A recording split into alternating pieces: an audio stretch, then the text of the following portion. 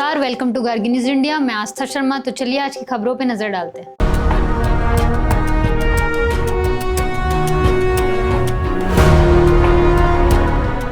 European commission की president अर्सुला von डर Leyen ने प्राइम मिनिस्टर नरेंद्र मोदी से फोन पर बात की और कहा कि इंडिया का एक इम्पोर्टेंट रोल है यूक्रेन वॉर को खत्म करने और पीस लाने में।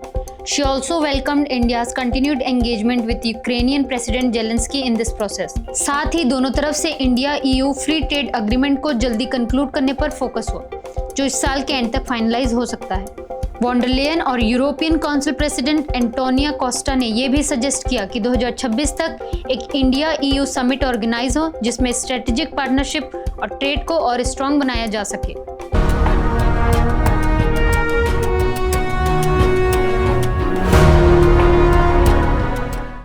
इंडिया के फ्री ट्रेड अग्रीमेंट यानी FTA, European free trade association यानी EFTA के 4 देशों स्विट्जरलैंड, नॉर्वे, आइसलैंड और लिechtenstein के साथ 1 अक्टूबर 2025 से लागू होगा। ये पहली बार है जब इंडिया ने किसी FTA में legally binding provisions on trade और सस्टेनेबल डेवलपमेंट इंक्लूड किए हैं। ये बात स्विट्जरलैंड ने कंफर्म की है।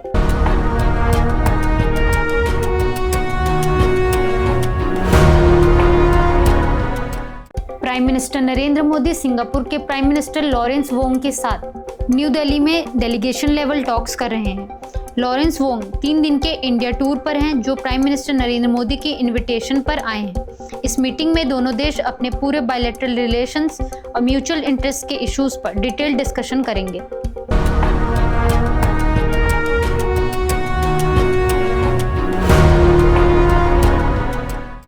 External affair minister doctor S Jaishankar ने न्यू दिल्ली में Samhita conference on South Asia's manuscript traditions and mathematical contribution का इनॉग्रेशन किया। संहिता एक ऐसी इनिशिएटिव है जिसका एम है एक रिलेशनल डेटाबेस और डिजिटल आर्काइव क्रिएट करना। इस ओकेजन पर डॉक्टर एस जयशंकर ने कहा कि जैसे जैसे भारत अपने ग्लोबल एंगेजमेंट को और इंटेंसिफाई कर रहा है, वैसे ही आत्मनिर्भरता की जरूरत और उसके इंटेलेक्चुअल लीडरशिप का रोल और भी क्रिटिकल बन जाता है।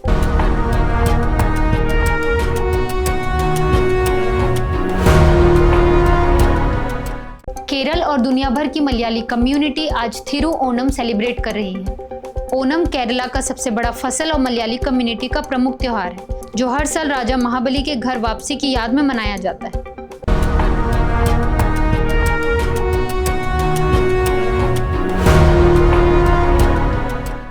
देश भर में टीचर्स डे सेलिब्रेट किया गया। ये दिन डॉक्टर सर्वपल्ली राधाकृष्णन की बर्थ एनिवर्सरी पर मनाया जाता है। प्रेसिडेंट द्रौपदी मुर्मू ने नई दिल्ली के विज्ञान भवन में शिक्षकों को राष्ट्रीय पुरस्कार प्रदान किया।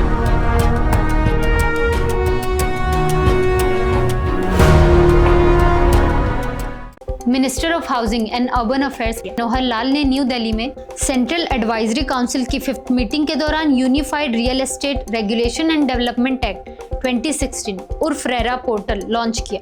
ओकेजन पर बोलते हुए मनोहर लाल ने कहा कि यूनिफाइड रेरा पोर्टल का लॉन्च रियल एस्टेट सेक्टर में ट्रांसपेरेंसी और अकाउंटेबिलिटी को मजबूत बनाने की तरफ एक बड़ा कदम है।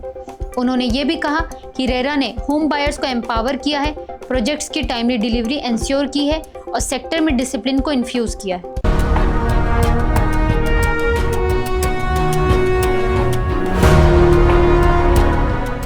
मेघालय टूरिज्म डिपार्टमेंट ने अपना ऑटम कैलेंडर 2025 लॉन्च किया, जिसमें वर्ल्ड क्लास फेस्टिवल्स और ग्लोबल आर्टिस्ट शामिल होंगे।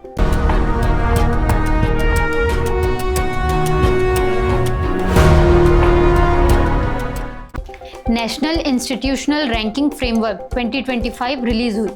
IIT मद्रास फिर से नंबर 1 इंस्टीट्यूट बना। IISc बेंगलुरु और IIT मुंबई 2nd और 3rd पर रहे।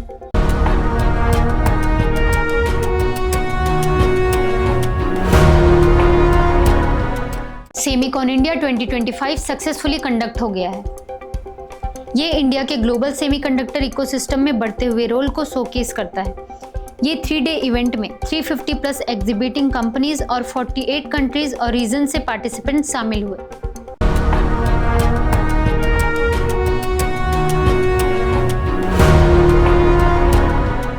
Union civil aviation minister Kinjarapu Ram Mohan Naidu और CM पेमा खांडू के द्वारा अरुणाचल प्रदेश के होलंगी में डोनी पोलो एयरपोर्ट का न्यू टर्मिनल इनॉग्रेट किया गया।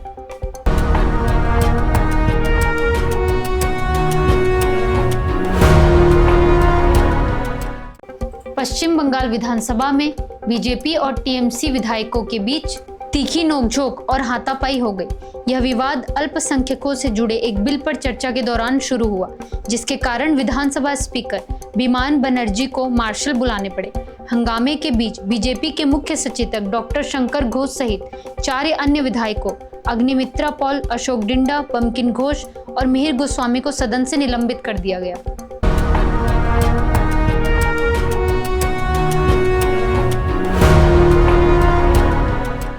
महाराष्ट्र कैबिनेट ने लेबर लॉ अमेंडमेंट अप्रूव की। प्राइवेट एम्प्लॉयज की डेली वर्किंग आवर्स 9 से बढ़ाकर 10 और कुछ इंडस्ट्रीज में 12 घंटे तक हो सकते हैं।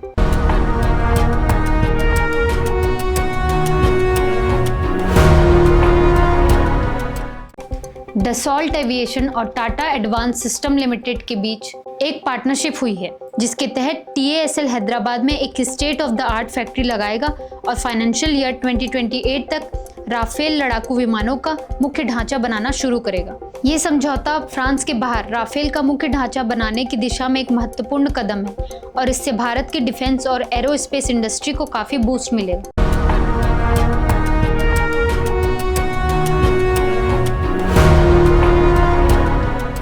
अब जानते हैं एंटरटेनमेंट की दुनिया से कुछ खबरें। अश्विन कुमार की एनिमेटेड फिल्म नरसिम्हा ने 38 दिनों में 183 करोड़ का हिंदी बॉक्स ऑफिस कलेक्शन करके अक्षय कुमार की हाउसफुल 5 को पीछे छोड़ दिया है। यह भारतीय एनिमेशन फिल्म के लिए एक बड़ी उपलब्धि है, जो साल की तीसरी सबसे ज्यादा कमाई करने वाली हिंदी फिल्म बन गई है और इसने कई बड़ी फिल्मों को पछाड़ दिया है।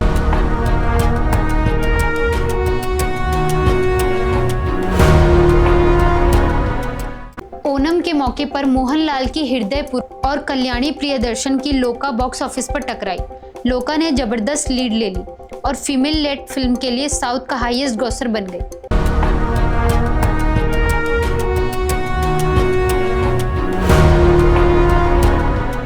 Tokyo 2020 Olympic bronze medal winner Lovlina Borgohain और मौजूदा विश्व स्तरीय मुक्केबाज निखत जरीन गुरुवार से लिवरपूल के M&S बैंक एरिना में शुरू होने वाली पहली विश्व मुक्केबाजी चैंपियनशिप 2025 के लिए भारत के 20 सदस्यीय दल का नेतृत्व करेंगी।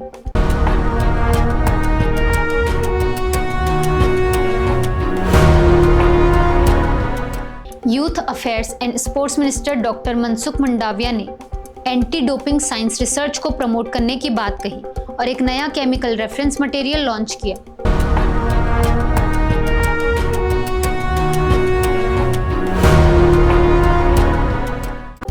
भारतीय स्पिनर अमित मिश्रा ने 42 साल की उम्र में क्रिकेट के सभी प्रारूपों से संन्यास ले लिया है, जिसके साथ उनका 25 साल का करियर भी समाप्त हो गया है। मिश्रा ने भारत के लिए 2017 में आखिरी मैच खेला था, लेकिन 2024 तक IPL में खेलते रहे। उन्होंने सोशल मीडिया पर एक पोस्ट के जरिए अपने संन्यास की घोषणा की।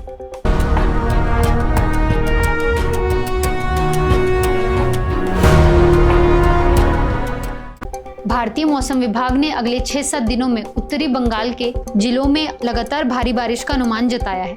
पश्चिम बंगाल के कई स्थानों पर बारिश हो सकती है। दक्षिण बंगाल के जिलों में गरज के साथ हल्की से मध्यम बारिश होने की संभावना है।